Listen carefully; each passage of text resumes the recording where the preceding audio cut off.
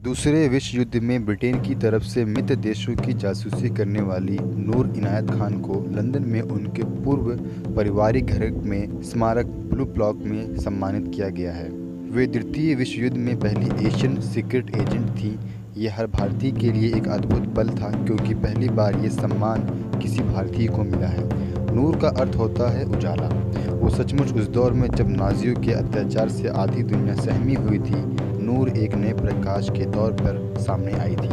नूर Moscow में पैदा हुई, ब्रिटेन में पली बड़ी और नाजियों के कब्जे वाले फ्रांस में अंतिम सांस ली। नूर अपने 3 उपनाम नोरा बेकर, मेडेलिन, जिन मरी रेनिया के नाम से भी जानी जाती थी। आपको बता दें कि नूर इनायत खान भारत के पूर्व मैसूर राज्य के शासक टीपू सुल्तान की वंशज थी। नूर का पूरा नाम नूर उन निसा इनायत खान था। उनका जन्म 1 जनवरी 1914 को मॉस्को में हुआ था। उनके पिता भारतीय और मां अमेरिकी थीं। उनके पिता हज़रत इनायत खान टीपू सुल्तान के पटपोते थे। नूर के परिवार को संभालने के लिए संगीत का माध्यम बनाया। उन्होंने सूफी विचारधारा का प्रचार प्रसार करने के लिए वीणा और पियानो को एक माध्यम बनाया। फ्रेंच रेडियो को भी अपना नियमित योगदान देती थीं। नूर को फरवरी में एयर फ्रांस में स्पेशल ऑपरेशन कार्यकारी के रूप में भर्ती किया गया। उन्हें फ्रांस के बतौर जासूस काम करने के लिए तैयार किया गया। 16-17 जून 1943 को उन्हें जासूसी के लिए रेडियो ऑपरेटर बनाकर फ्रांस भेज दिया गया। यहाँ पर उनका कोड नाम मेलेडिन रखा गया। फ्रांस से वो अपने काम को बखूबी अंजाम देती रहीं। फ्रांस में नाजियों की जासूसी।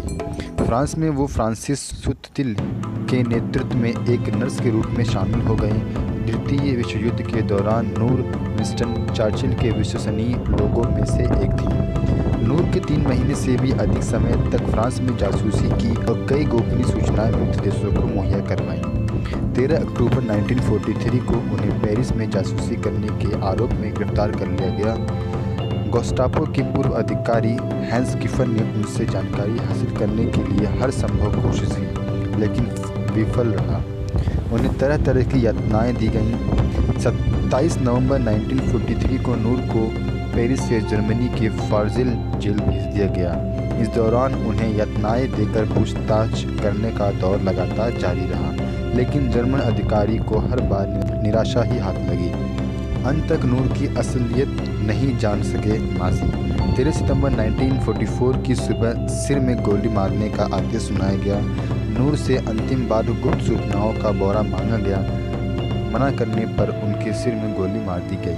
जिस वक्त उनको गोली मारी गई उनके होठों पर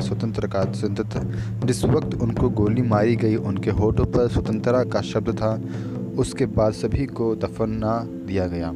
मृत्यु के समय उनकी उम्र 30 वर्ष थी। नाज़ी कभी नूर का असली नाम और उसका मकसद नहीं जान पाए। नूर ने जिस बहादुरी के साथ काम किया वह आज भी सभी के लिए प्रेरणादायी है। नूर को मिलने वाला ब्लू प्लॉक सम्मान निश्चित तौर पर उनकी बहादुरी को मान्यता देने वाला है। जॉर्ज क्रॉस से सम्मानित। उनकी सेवाओं के लिए उन्हें यूनाइटेड किंगडम एवं अन्य राष्ट्रमंडल देशों के सर्वोच्च नागरिक सम्मान जॉर्ज क्रॉस से सम्मानित किया गया। उनकी स्मृति में लंदन के गार्डनर स्क्वायर में भी स्मारक बनाया गया है, जो इंग्लैंड में किसी मुस्लिम और किसी ईसाई महिला के सम्मान में बना अपनी तरह का पहला स्मारक है।